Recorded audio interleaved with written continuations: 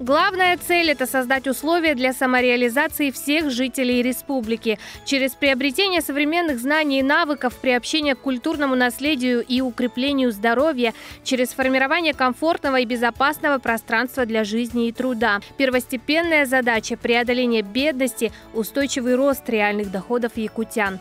Со дня вступления в должность главы республики Айсен Николаев подписал 5 стратегических указов, направленных на реализацию предвыборной программы «Якутия вперед». В указах поставлены задачи развития республики до 2024 года. Глава Якутии отметил, что в инвестиционном послании на 2019 год уже закреплена персональная ответственность членов правительства за исполнение крупных проектов от Ленского моста до строительства социальных объектов в Якутске. Такой принцип работы будет принят по всем другим направлениям на уровне республики и муниципальных образований. Перед правительством республики поставлена задача в 2019 году на треть сократить виды регионального надзора, максимально уменьшить сроки выдачи разрешений на строительство, на подключение к сетям газоснабжения.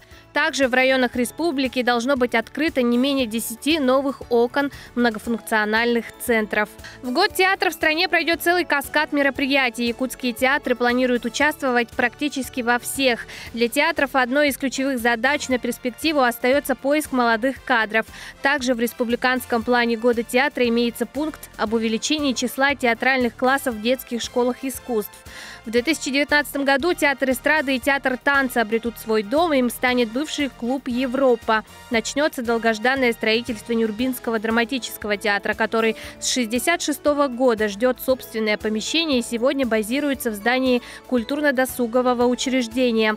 Также поставлена задача по строительству здания Государственной филармонии Якутии к столетию образования Якутской АССР. В республике работает 11 профессиональных театров и 53 народных, большинство из которых базируются в домах культуры и сельских клубах.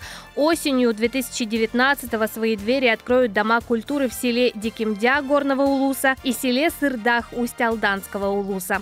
В селе Майя за счет фонда будущих поколений построят многофункциональный культурно-досуговый комплекс имени Ходулова. В этом году будет разрабатываться и утверждаться проект распоряжения правительства региона о концепции развития театрального дела в Республике Саха-Якутия до 2030 года.